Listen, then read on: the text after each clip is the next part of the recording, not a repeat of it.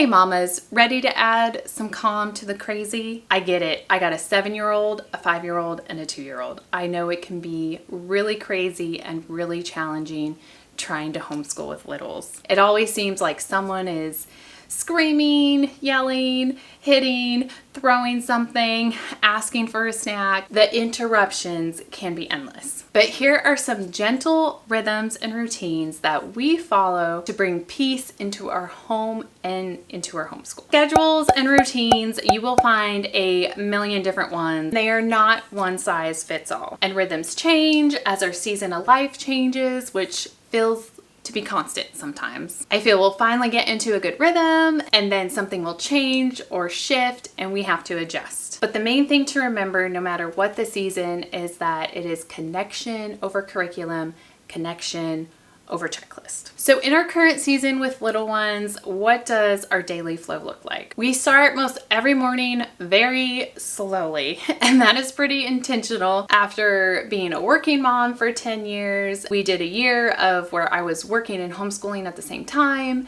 and mornings were always just very rushed and very hectic, and so we are very intentional on just enjoying the season that we're in with our slow mornings. Usually around 7:30, 8 o'clock, kids start rolling out of bed. Every morning looks a little bit different, but they're either doing free play or reading books, or oftentimes one of them will help me in the kitchen. My oldest likes making my coffee for me, and so we'll all sit down together, and my kids love watching World Watch together. It's just 10 minutes and they have some really cool stories that really engage the kids. If I ever forget, the kids always remind me. So if you're interested, I will put a referral link down in the description. It's been an awesome part of our morning rhythm for our family. So after some cleanup, we'll transition to our Bible study, and we've been working through All Creation Sings by Brighter Day Press. My kids have really enjoyed all the recommended picture books, along with the activities, and of course the yummy snacks. And it's just been a really low-key fun study to go through the days of creation with the kids. Then we will transition into one-on-one with my 5-year-old, and look, she's only 5. A lot of the learning is hands-on learning, a lot of reading picture books, learning through play, and so it's very low-key. We try and keep that time short but impactful. About this time, everybody's usually ready for a snack, and then if we're not outside already, we'll transition outside. The younger two can be playing in the backyard while I'm working one-on-one with my 7-year-old. Now, people always ask, how long does it take? Like I said, with my 5-year-old, we're doing about 15-20 minutes tops. With my 7-year-old, we're doing about 45 minutes.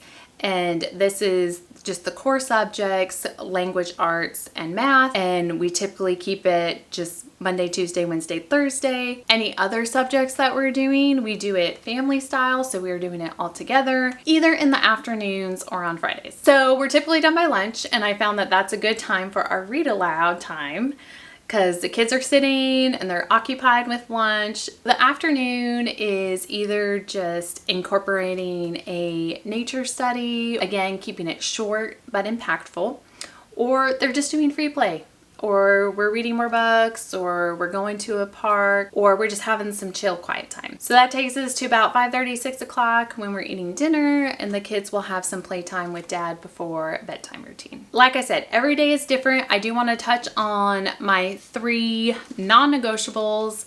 So if we get to nothing else, I like to hit at least these 3. First of all, read alouds. If you couldn't tell, we do a lot of reading. And let me know down in the comments if you'd be interested. I have several different resources that I use as book lists to find good, high quality books, along with tips on reading aloud to your kids, even if you don't like to read aloud, because sometimes I do not enjoy reading out loud, along with some tips to help your kids, you know, sit and listen to a story while you read versus screaming and running around. So if you'd be interested in that, in the comments, let me know. The second non-negotiable is time outside. They're happier, I'm happier, and the day usually goes smoother when they get some time outside. And the third non-negotiable is at least some point in the week getting together with friends. We have a group on Tuesday that we meet with every week if we can. That gets the kids outside time.